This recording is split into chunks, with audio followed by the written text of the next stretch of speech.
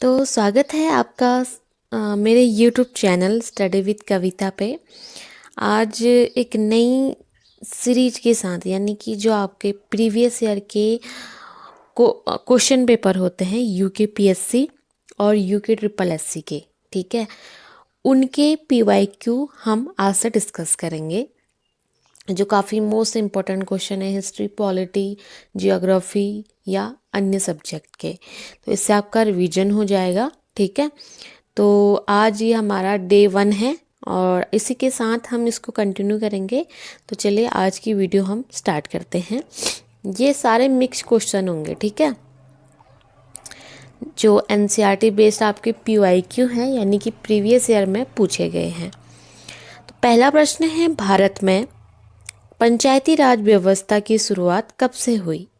देखो, आगे आने वाला जो आपका वीडियो का पेपर है, ग्राम विकास अधिकारी का पेपर, वो पंचायत से ही संबंधित है। तो पंचायत वाले जितने भी क्वेश्चन हैं, आपके स्थानीय स्वशासन से संबंधित प्रश्न, आप सारे क्लियर कर लें, क्योंकि उस वहाँ से प्रश्न पूछ सकता है। तो हमारा प्रश्न है, पंचायती राज व्यवस्था की शुरुआत भारत में कब से हुई? ऑप्शन दिए गए हैं 1950, 1952, 1989 या फिर 1959। देखो, जो भारत में पंचायती राज व्यवस्था की शुरुआत थी वो 2 अक्टूबर, ठीक है, 2 अक्टूबर 1959 को हुई थी। कहाँ से? राजस्थान के नागौर जिले से, एक जिला पड़ता है नागौर, यहाँ से सर्वप्रथम पंचायती राज व्यवस्था की शुरुआत हुई थी। ठीक है, 1959 में 2 अक्टूबर को। लेकिन जब हमारा 73वां संविधान संशोधन 1992 आता है, उसके तहत इसको संवैधानिक बना दिया गया, पंचायती राज व्यवस्था को। ठीक है, तो हमारा जो राइट आंसर होगा 1959। ठीक हो गया, ऑप्शन डी। अगला प्रश्न है, साधारण विधेयक पर संसद के दोनों सदनों में गतिरोध होने पर उसका समाधान किया जाता है। देखो, विधेयक आपने पढ़े होंगे, तो जो साधारण विधेयक होता है, अगर उसमें संसद में संसद के 2 सदन है ना, लोकसभा और राज्यसभा, तो अगर वहाँ कोई गतिरोध हो जाता है, विवाद हो जाता है इस बिल पर, तो उसका समाधान कौन करता है या कैसे किया जाता है? ठीक है, प्रश्न को समझना। कोई साधारण बिल है, उस पर कोई विवाद हो जाता है पार्लियामेंट में, तो उसका सॉल्यूशन कैसे किया जाएगा? तो राष्ट्रपति द्वारा किया जाता है, या फिर लोकसभा के अध्यक्ष द्वारा, या फिर दोनों सदनों की संयुक्त बैठक आहूत करके, या फिर दोनों सदनों की संयुक्त समिति द्वारा। ठीक है, तो जो साधारण विधेयक पर आपका गतिरोध होता है, उसका सलूशन राष्ट्रपति दोनों सदनों की एक संयुक्त बैठक बुलाता है और उसका समाधान करवा दिया जाता है। तो ऑप्शन सी आपका सही होगा। ठीक है, जो संयुक्त बैठक है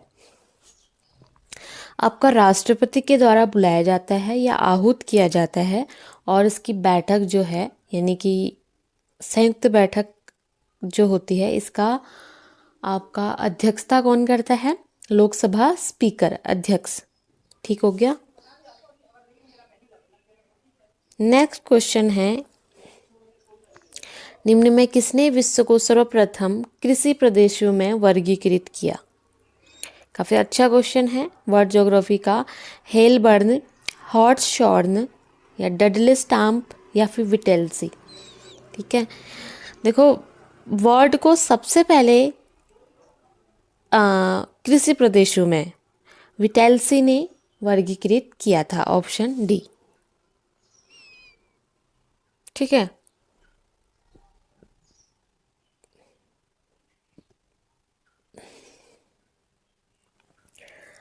नेक्स्ट क्वेश्चन है, किसी राज्य के विधान परिषद में राज्यपाल कितने सदस्यों को मनोनीत कर सकता है? विधान परिषद में देखो जो राज्यपाल होता है, किसी भी राज्य की विधान परिषद है तो वहाँ का राज्यपाल वहाँ के सदस्यों का, ठीक है, विधान परिषद के सदस्यों का 1/6, ठीक है, 1/6 मेंबर मनोनीत कर सकते हैं, ठीक है। अब इसमें से कौन से आएंगे? जो आपके साहित्य से जुड़े हैं, ठीक है, कला से जुड़े हैं, या स्पोर्ट्स से हैं, ठीक है, या ऐसे लोग जिन्होंने किसी न किसी क्षेत्र में कोई अच्छा कार्य किया है। तो 1/6 जो होता है सदस्यों का चुनाव राज्यपाल के द्वारा विधान परिषद में किया जाता है। काफ़ी अच्छा क्वेश्चन है, बहुत बार रिपीट हुआ है, ठीक है।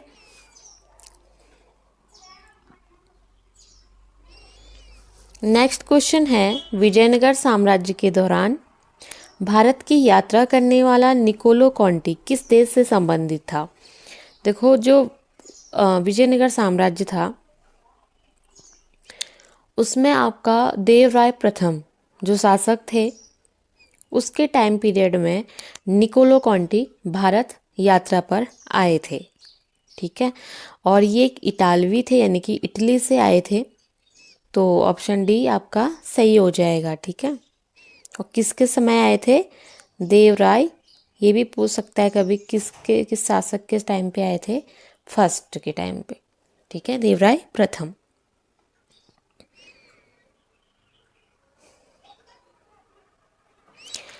नेक्स्ट क्वेश्चन है, भारत के संविधान का कौन सा अनुच्छेद जिला नियोजन समिति का प्रावधान करता है? ठीक है, ये भी अच्छा प्रश्न है। जिला नियोजन समिति यानी कि जो जो जिला स्तर पर क्या करती है, योजनाओं का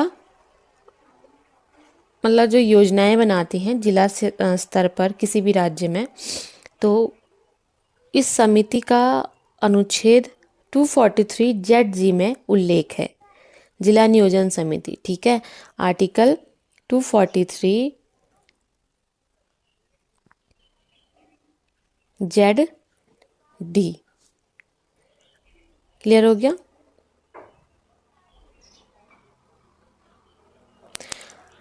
नेक्स्ट प्रश्न है, राष्ट्रपति के चुनाव संबंधी विवादों के समाधान में निर्णय दिया जाता है। अगर राष्ट्रपति के चुनाव में कोई विवाद खड़ा हो जाता है तो उसका समाधान किसके द्वारा किया जाता है? ऑप्शन दिए गए हैं, संसद द्वारा, लोकसभा द्वारा, या फिर सर्वोच्च न्यायालय द्वारा, या फिर निर्वाचन आयुक्त द्वारा। देखो जब राष्ट्रपति के इलेक्शन में इसका चुनाव जो होता है अप्रत्यक्ष रीति से होता है, ठीक है, यानी कि जनता डायरेक्ट वोट नहीं करती है।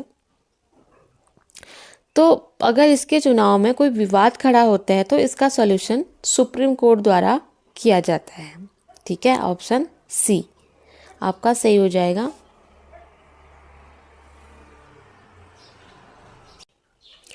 और राष्ट्रपति के इलेक्शन यानी कि निर्वाचक मंडल में कौन कौन शामिल होते हैं?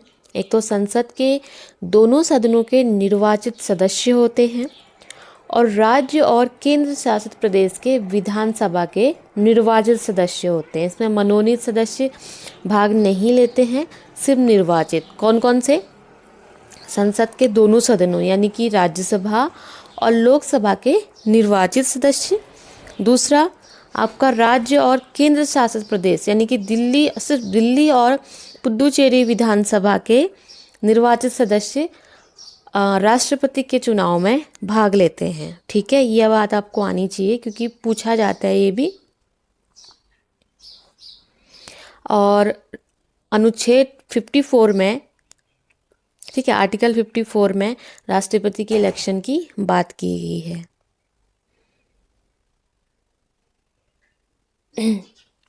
नेक्स्ट क्वेश्चन है, यदि पंचायत भंग की जाती है या भंग हो जाती है तो उसके चुनाव किए जाने आवश्यक है। यानी कि जब आप कहीं पे चुनाव भंग हो गए हैं किसी वजह से, तो री इलेक्शन या चुनाव कितने टाइम के अंदर कराने आवश्यक होते हैं? ऑप्शन दिए गए हैं, 1 माह के अंदर, 6 माह के अंदर, 9 माह के अंदर, या फिर 1 वर्ष के अंदर।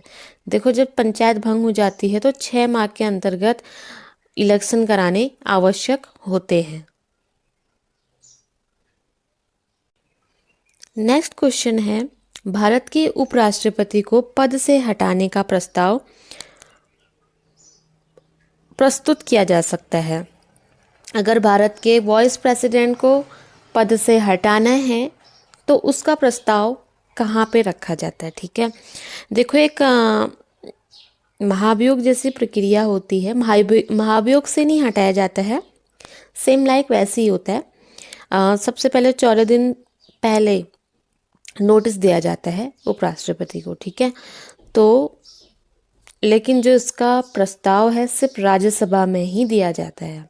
ठीक है, यानी कि जो राज्यसभा है संकल्प पारित करके पूर्ण बहुमत से उपराष्ट्रपति को हटा सकती है और लोकसभा की सहमति होनी आवश्यक है। साधारण बहुमत से वो इसको हटा सकती है। तो किस में रखते हैं प्रस्ताव? राज्यसभा में। ठीक है, पूर्ण बहुमत से।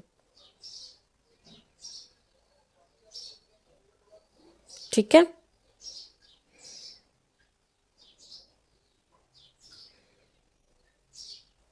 अगला क्वेश्चन है, शिवाजी की अष्टप्रधान में निम्नलिखित में कौन आधुनिक विदेश सचिव के समकक्ष था?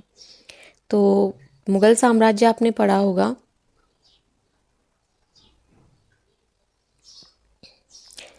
उसके जो अष्टप्रधान थे उसमें विदेश सचिव के समकक्ष था दबीर या सामंत। ठीक है, ऑप्शन डी आपका राइट हो जाएगा, या तो दबीर या फिर सामंत। ये विदेश सचिव के समकक्ष था, यानी कि विदेश से संबंधित जो कार्य होते थे उनको संभालता था। ठीक है, और आज की वीडियो में इतना ही। डेली हम इसको जारी रखेंगे। ठीक है, मिलते हैं हमारे नेक्स्ट वीडियो की ओर।